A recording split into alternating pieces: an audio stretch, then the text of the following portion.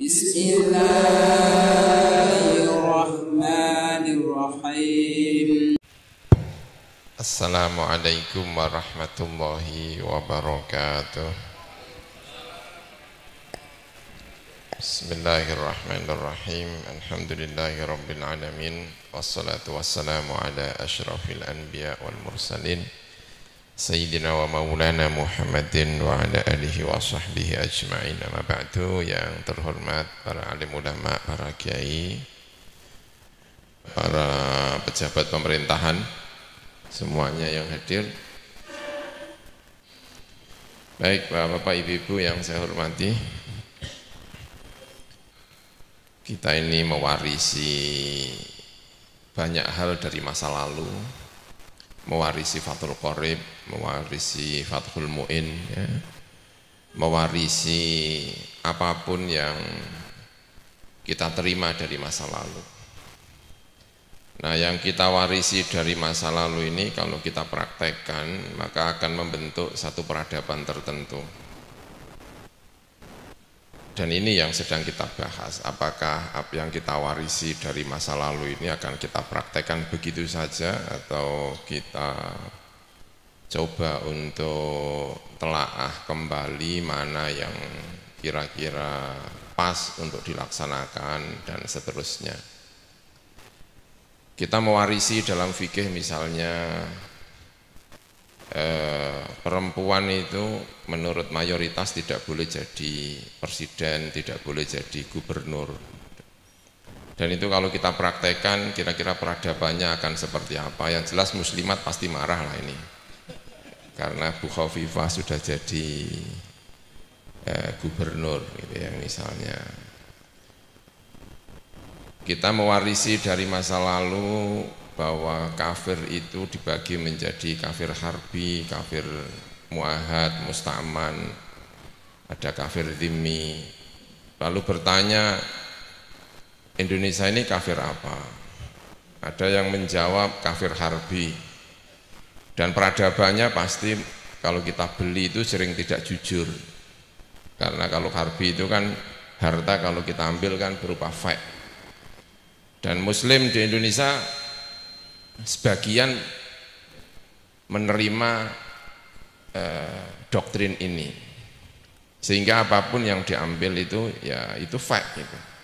Jadi kalau kita beli permen satu ngambil 4 itu yang satu beli, yang 4 itu, yang 3 itu harta fake gitu misalnya. Itu namanya, dan akan melahirkan peradaban-peradaban tertentu. Ketika ada pilkada di Jakarta, kontestasi antara Ahok dan siapa? Anies, ya. Akan kelihatan peradaban sebagian umat Islam itu seperti apa. Demo berjilid-jilid itu lahir dari warisan peradaban masa lalu yang diterapkan untuk masa sekarang.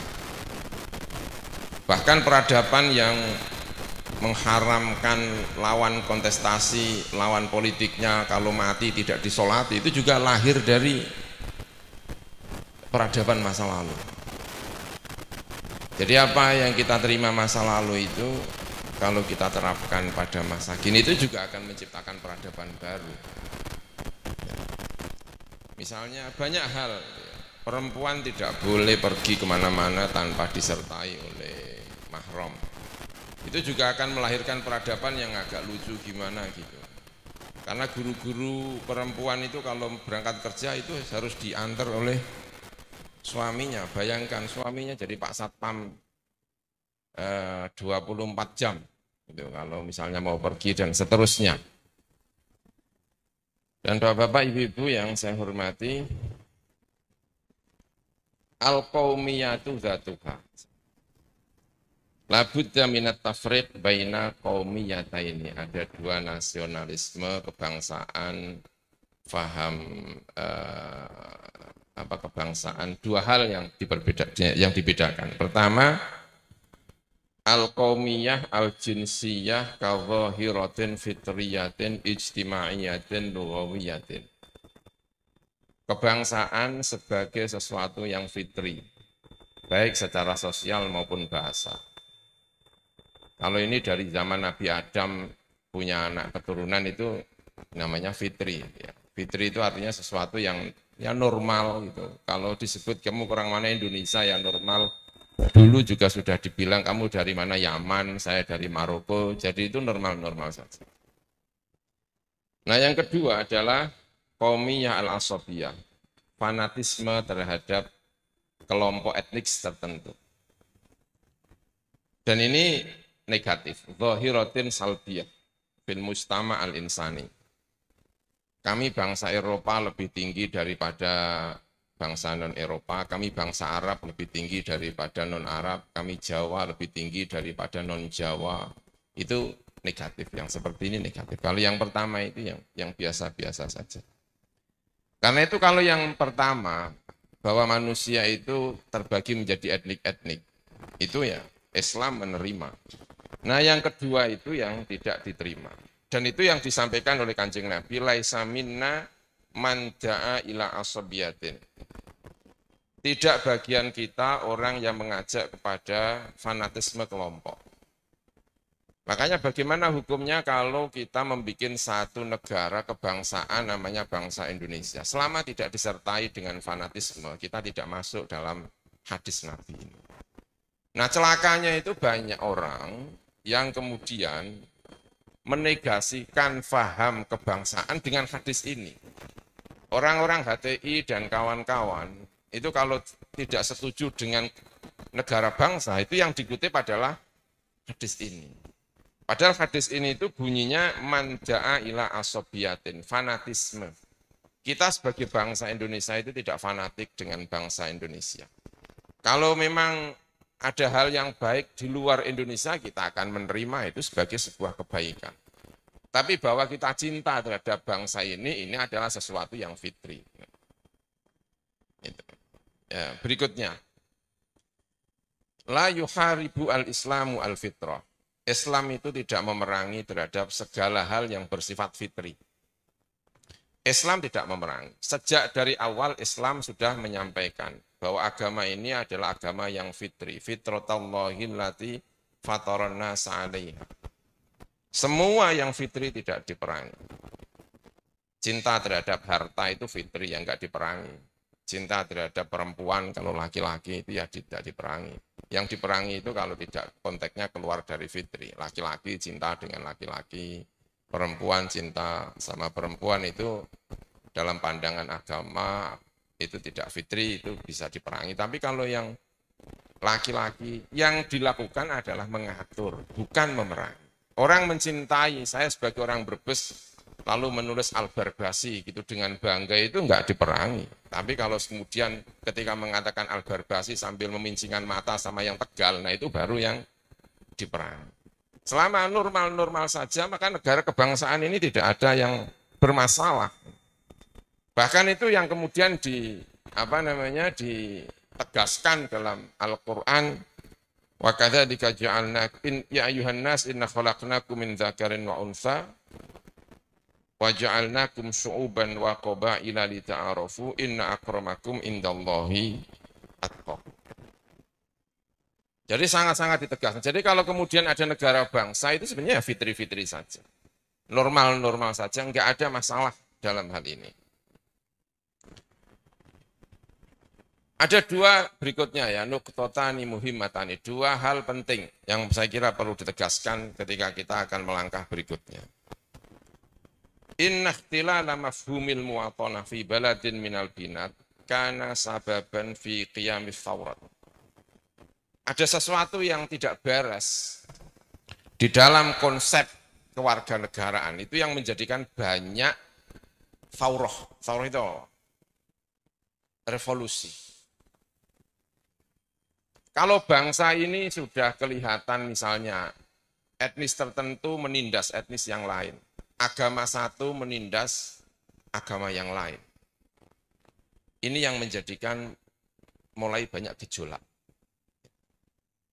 Apakah penghalangan negara khilafah juga seperti itu? Ya sama. Dulu itu ada namanya Thawratul Mawali. Itu kenapa?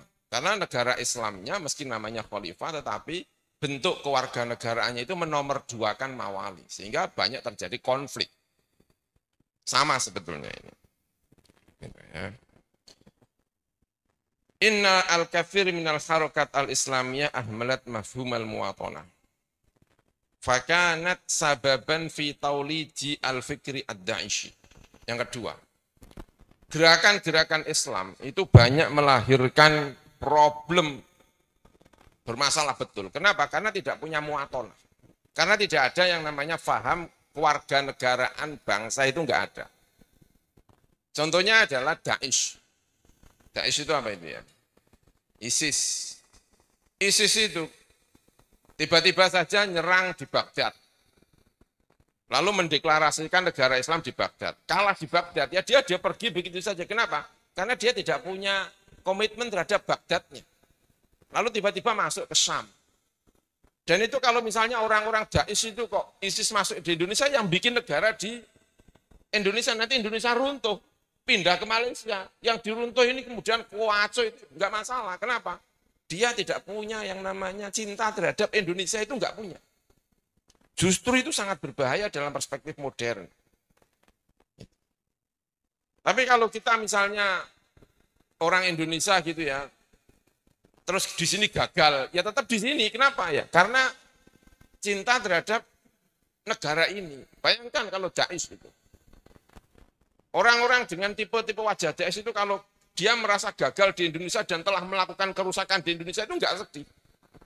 Ya tinggal ganti lagi tempat cari di Malaysia. Malaysia kok gitu lagi, ya pindah lagi. Problem mereka itu karena dia tidak punya paham kebangsaan. Dia tidak punya bangsa. Gitu. Mohon maaf ya, itu Abu Bakar Ba'asyir ketika diketok. Maaf, saya tidak menerima ketokan Palu itu. Kenapa? Karena itu tidak sesuai dengan syariat Islam. Dia tidak peduli dengan Indonesia. Dia kalau diterima di Malaysia, ya di Malaysia. Dia tidak kepingin membangun yang namanya kebangsaan, itu bahaya sekali. Nah, mafhumul muwatonah, konsep muwatonah. Konsep muwatonah ini, kewarganegaraan itu sederhana sekali. Yaitu persamaan antara seluruh warga negara tanpa melihat ras, agama, dan lain sebagainya. Pokoknya kamu sebagai orang Indonesia, kamu sebagai orang Mesir, kamu sebagai orang Yaman, itu punya hak yang sama. Dan itu yang diputuskan oleh Nahdlatul Ulama. Bahwa warga negara Indonesia itu adalah punya hak yang sama. Di keputusan di Menes, bukan di Menes, di Banjar Pratoman. Patroman. Di Banjar Patroman itu di ini ya. Ciamis. Punya hak yang sama tanpa, ini konsep sangat-sangat sederhana seperti itu ya.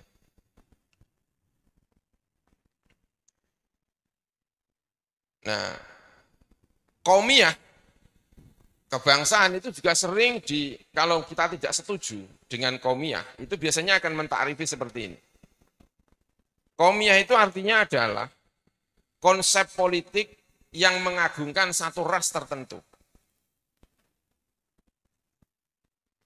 Dan ini masuk yang namanya asobiyah, fanatisme. Nah, buku-buku yang ditulis oleh orang-orang Islam yang tidak setuju dengan konsep kebangsaan itu biasanya cara menyatakan untuk tidak setuju itu biasanya dimulai dengan definisinya. Definisinya itu bunyinya sudah begitu. Qaumiyah adalah mabda'un siyasiyun istima'iyun yufaddilu ma'ahu sahibahu kullama yata'allaku bi ummatihi ala masiwahu. Konsep politik yang mengagungkan rasnya dan mengalahkan ras-ras yang lain. Nah, kita tidak pernah punya konsep kebangsaan yang seperti ini. Kita itu bangga dengan bangsa kita, tapi dengan cara menghormati bangsa yang lain. Bahkan kalau kita negara yang paling lucu itu diantaranya adalah ketika membela negaranya itu dengan cara mencibir negara yang lain, itu dianggap bangsa paling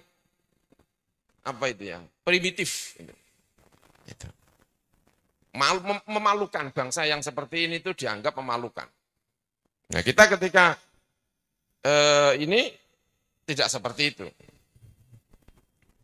Nah karena itu kita mencoba untuk menta'arifi faham kebangsaan kita itu dengan cara yang baik gitu.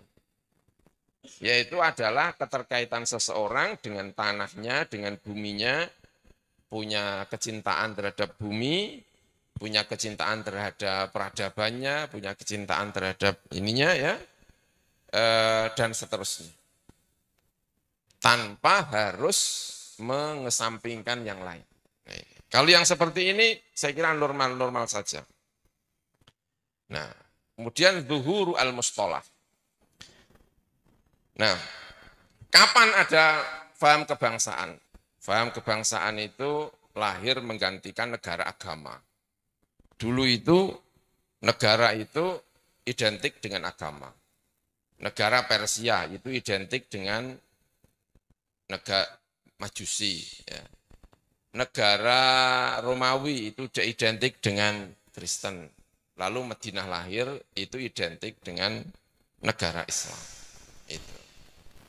Jadi kapan mulai ada negara bangsa? Ketika sudah enggak ada lagi negara agama. Ketika pemilik negara itu adalah agama. Negara Persia itu pemiliknya adalah Majusi. Maka orang yang tidak Majusi itu kelas nomor 2. Romawi juga sama. Pemiliknya adalah orang Kristen. Ada namanya kelas saudara. Itu kelas-kelas Latin. Tapi kemudian ada kelas-kelas di bawah itu bisa diperbudak, bisa diapakan saja itu bisa. Dan kalau yang seperti ini kalau ada Muslim kok di sana, itu pasti kelas nomor sekian.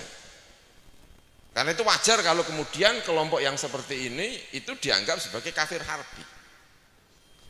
Nah kalau ada negara yang tidak melakukan seperti ini, itu orang Islam saat itu pun bisa menganggap sebagai negara sahabat.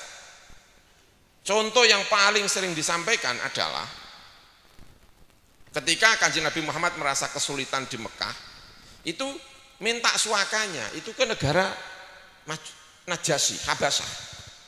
Nah pertanyaannya itu adalah negara Habasyah itu kategorinya apa? Kalau kafir harbi ya enggak, kafir harbi kok malah dimintai suaka, itu kan enggak mungkin. Muahad tidak pernah Kanjeng Nabi ini. Nah, terus apa? Dan itu merupakan celah yang luar biasa yang sering dimanfaatkan oleh kawan-kawan kita di NU bahwa yang namanya kafir itu tidak kategori 4 ini saja. Karena kita mengkategorikan kafir di Habasyah itu kesulitan. Ya kafir apa ya? Ya kafir biasa. Yang enggak kafir ini, yang enggak kafir namanya kafir biasa. Dan itu ya celah itu yang kemudian kita olah sedemikian rupa untuk membuat satu keputusan bahwa kafir di Indonesia itu tidak ada kategori kafir-kafir 4 ini. Dan itu yang kita putuskan di Banjar Patroman. Karena tidak ada kategori. Dan ternyata yang seperti ini itu mendapat pembenaran dari sejumlah ulama-ulama modern bahwa kategori-kategori tersebut hanya merupakan istihad. Tidak ada nas apapun di dalam Al-Quran, dalam hadis yang menyatakan bahwa kafir-kafir itu harus terbagi menjadi 4 ini. Sehingga ketika kita membuat negara bangsa, ini landasannya jelas, landasannya sahih bahwa negara ini milik semua warga negara Indonesia. Itu juga diputuskan oleh Nahdlatul Ulama bahwa hukumnya adalah sah. Gitu. Wa fi hadhihi ad-dual yatamatta'u kullu sukaniha ala ikhtilafid din wal irqi bi huquqin mutasawiyatin. Dalam negara yang seperti ini, semua warga negaranya dengan perbedaan agamanya, rasnya itu punya hak yang sama. Dan itu juga yang diadopsi oleh di Indonesia, dan PBNU secara khusus telah menyatakan yang seperti ini hukumnya adalah sah. Nah, salah satu keputusan Basul Masail yang pernah saya ikuti waktu itu ditanya tentang bagaimana hukumnya pilkada secara umum. Dan tentu diantaranya adalah ketika waktu itu kontestasi antara Ahok dengan siapa? Anies. Nah, keputusan diantaranya itu bunyinya begini ya, diantaranya itu. Ya, itu begini. Kalau sudah jadi, tidak bilang sebelum jadi, karena sebelum jadi itu pasti ada hukum tersendiri. Bagaimana hukum memilih A dan B itu ada hukum-hukum. Tapi kalau misalnya kok ya kemudian saat itu belum jadi ya. Kalau kemudian yang jadi adalah misalnya adalah Ahok, maka keputusan itu tetap sah dan kepemimpinan Ahok secara fikih itu juga dianggap sah kalau jadi, kalau kepilih. Tapi kan ternyata tidak terpilih gitu kan. Nah itu artinya kalau misalnya ada muslim yang ada di timur kita ya, kan ada ya bupati yang non muslim kira-kira banyak nggak? Banyak ya. Itu kalau menurut Basul Masail yang saya ikuti itu ya, terlepas dari memilihnya dan lain sebagainya, karena itu akan ada konsep kedua ya. Tanpa melihat itu, kalau memang sudah jadi maka hukumnya adalah sah. Salah satu sandaran hukumnya adalah ketika Indonesia dipimpin oleh Belanda tahun 1934 kalau tidak salah, sebelum Indonesia merdeka, dipimpin oleh Belanda, NU Basul Masail ditanya kepemimpinan Belanda itu sah ataukah tidak. Muslim dipimpin oleh orang kafir memimpin sahabat. Jawaban PBNU dalam muktamar itu menganggap hukumnya adalah sah, tanda tangannya sah, mengangkat ini sah, memerintahkan mengatur perjalanan haji itu juga dianggap sah. Jadi ada sandaran-sandaran tertentu di wilayah-wilayah ini ya. Nah, kemudian ya, taksilu fikratil muwatonah bil mafhum al-islami. Taksil itu apa ya? Mencoba untuk mendasarkan konsep kewarganaan seperti ini dalam konsep Islam. Itu pendasarannya seperti apa? Yang pertama, wahdatu al-asli al-insani, bahwa manusia itu punya asal yang sama. Semuanya adalah dari Adam, Nabi Adam alaihi assalam.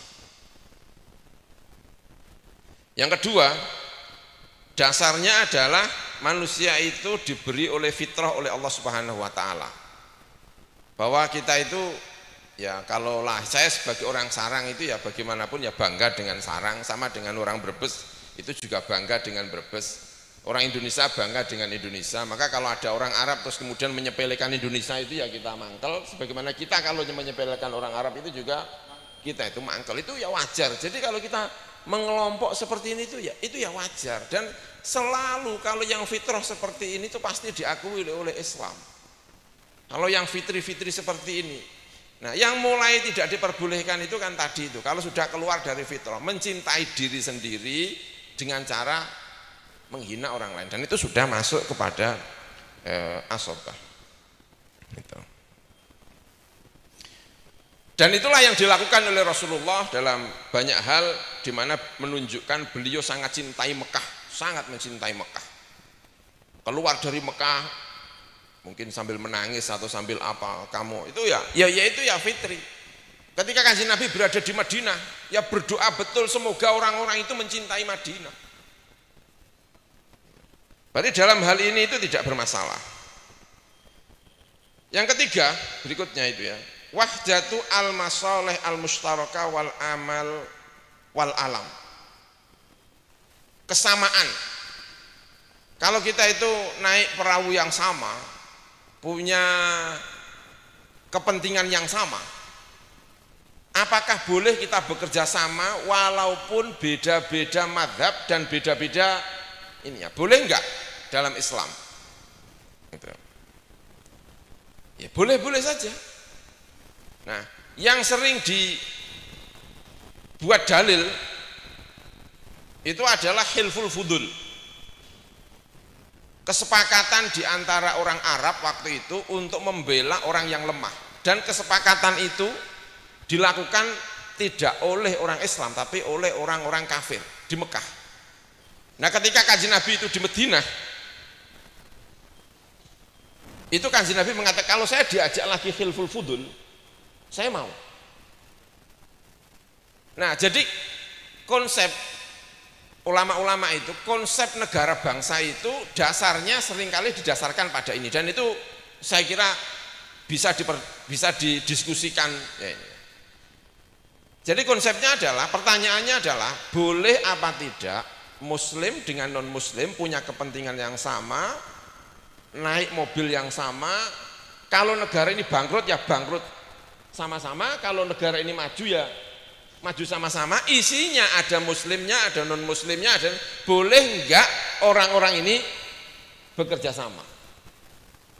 Kalimat wa ta'awanu alal birri wat taqwa itu ditujukan kepada sesama muslim. Pertanyaannya, boleh enggak ta'awun alal birri wat taqwa itu dilakukan oleh sesama muslim dan non muslim? Boleh enggak?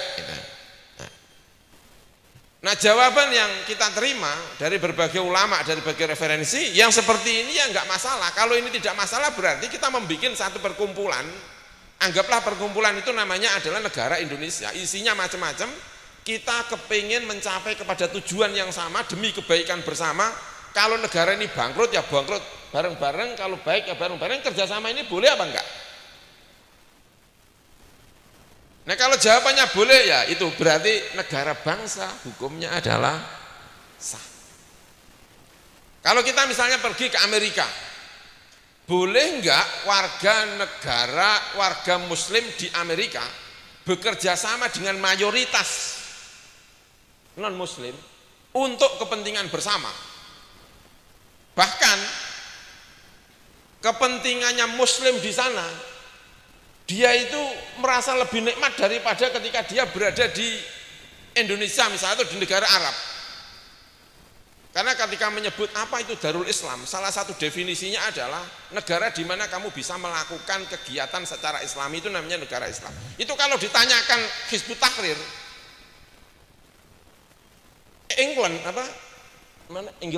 Inggris itu negara Islam daripada Saudi. Kenapa? Karena bagi Hizbut Tahrir dia bisa hidup di Inggris tapi tidak bisa hidup di Saudi. Makanya kalau menurut definisi itu, Hizbut Tahrir itu dengan jujur harusnya bilang begini, negara Inggris adalah negara Islam, sementara negara Saudi adalah negara non-Islam. Kenapa? Karena saya bisa menjalankan syariat menurut dia di Inggris, tapi dia tidak bisa melakukan apapun di Saudi. Dalam salah satu definisi tentang Darul Islam yang agak ekstrim dalam ini ya. Nah sebetulnya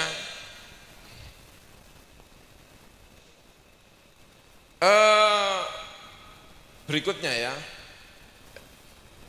Nabi itu pertama kali di Madinah bermaksud untuk menghilangkan, dalam arti kutipan ya, bukan menghilangkan gitu ya, pokoknya apalah, membangun satu negara yang agak berbeda dari mainstream negara pada waktu itu dengan segala kelebihannya dan dengan segala kekhasannya. Karena ketika Kanjeng Nabi berada di Madinah, pertama kali yang dilakukan adalah isinya banyak macam-macam di Madinah. Pokoknya isinya Madinah itu macam-macam. Mari kita punya negara yang sama yang namanya adalah Madinah. Dan itu belum ada sebelum Kanjeng Nabi. Belum ada dalam sejarah ada ini dengan berbagai warna itu kemudian menjadi negara warga yang satu, itu belum ada. Tapi ini kemudian memang mendapat banyak rintangan sehingga yang terjadi adalah Madinah menjadi miliknya umat Islam. Tapi dasar pertama kali dibangun itu sudah mulai mengajak kerjasama dengan ini.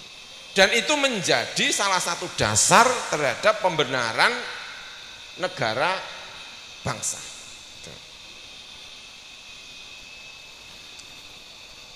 Nah, pertanyaan kemudian adalah apakah ukhuwatu al-Islam wal muwatonah ini bertentangan? Nah, ini yang agak rumit. Kenapa? Karena salah satu ajaran yang penting dalam Islam kita itu adalah Islam wasati. Islam wasati itu diantara ciri khasnya adalah al-masju baina al-mutaqabilat, mencampurkan antara sesuatu yang biasanya banyak orang itu dianggap bertentangan. Misalnya laki-laki dengan perempuan, bagaimana agar bisa berjalan dengan baik, antara ar-ruh dan al-maddah, spirit dan materi. Karena kalau orang biasanya berpikir materi, lupa terhadap spirit. Kalau orang spirit biasanya lupa terhadap materi. Kalau orang senengannya kuburan itu biasanya terus donyone kuburan tok gitu ya. Suruh dagang jadi lupa. Itu ya. Kadang ada itu orang yang tobat itu terus pergi ke kuburan terus lupa kalau dagang itu juga bagian daripada hidup. Saya sekarang sudah ke kuburan aja tobat saya. Oh, tobat itu ya.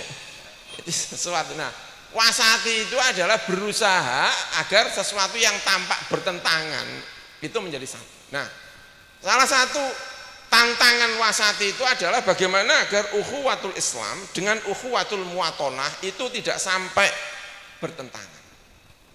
Dan itu adalah khas Nahdlatul Ulama.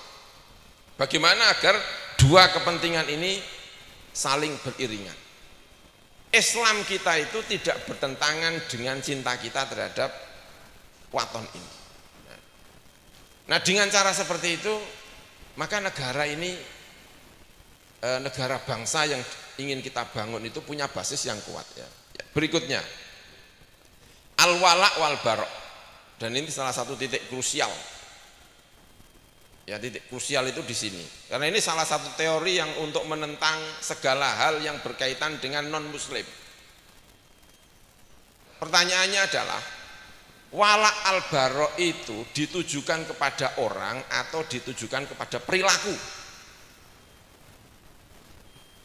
Saya tidak senang dengan Ahok itu karena Ahoknya atau karena perilakunya Ahok.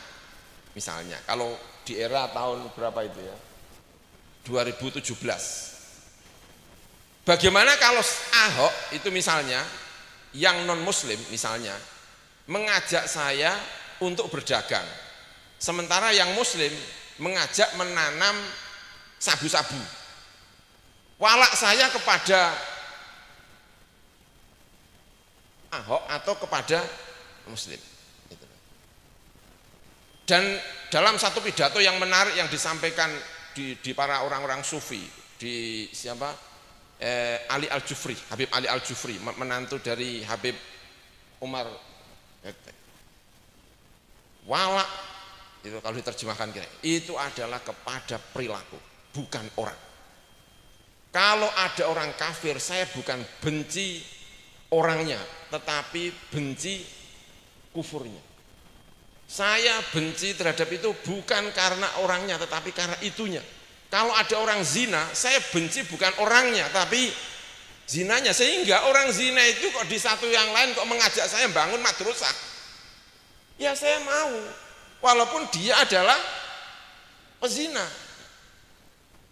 Kenapa? Ini penting, karena tidak ada manusia itu yang baik 100%.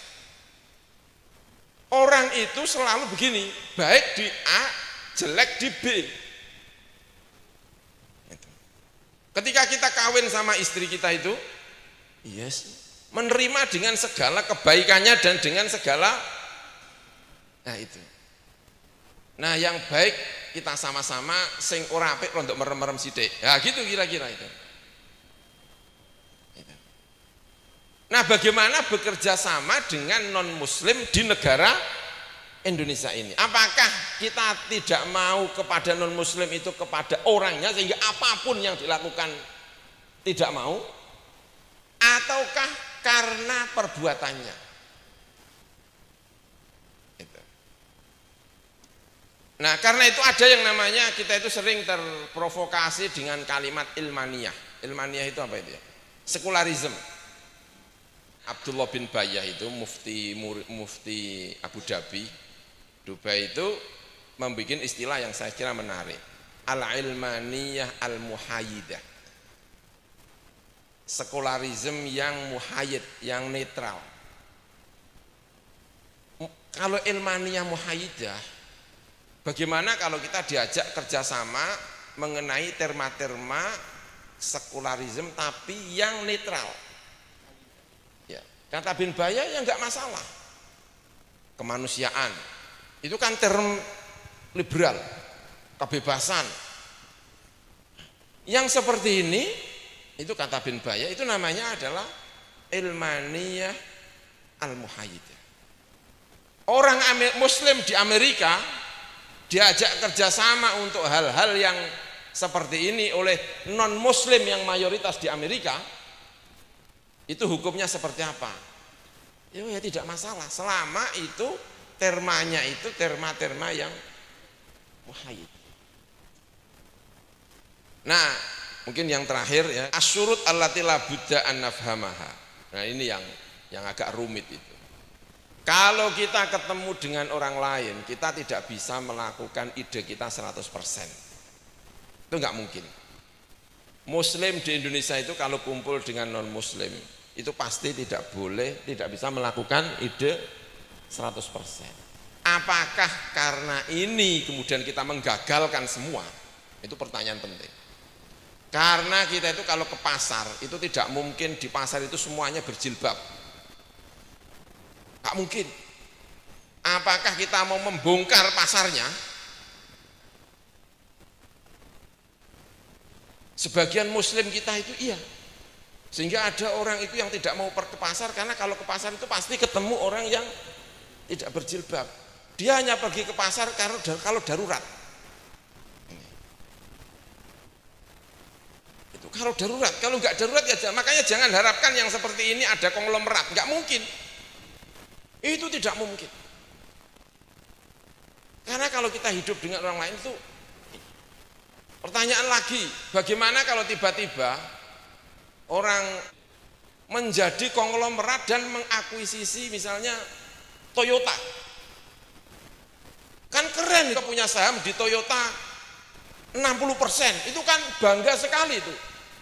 Tapi masalahnya kalau sudah menjadi korporasi dunia, itu pasti Toyota itu yang beli itu ada gereja, pasti itu. Nggak mungkin ada tulisan begini, mobil Toyota hanya boleh dibeli oleh masjid. Itu bangkrut itu.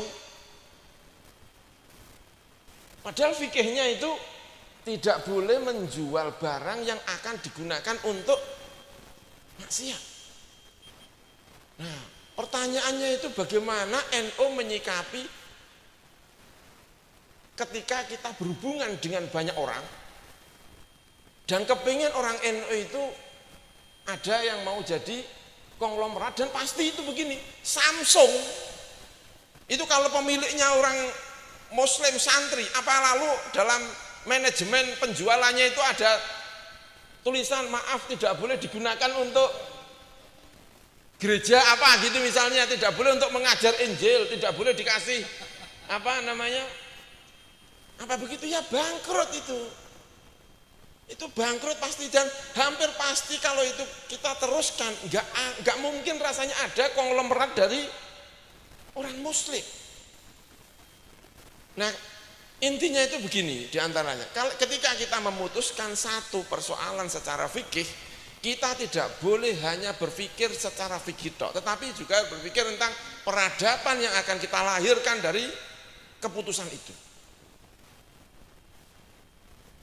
Dan itulah kenapa PBNU mengajak kita untuk berpikir tentang fiqhul hadharah. Karena nanti ini harapannya setelah ini itu kita kepingin mengajak orang NU itu menjadi orang top leader di Indonesia. Dan pasti akan menghadapi seperti ini. Kita berharap suatu ketika hotel di Jakarta itu pemiliknya banyak NU. Tapi masa kemudian dilarang melakukan konferensi bla bla bla di hotel ini.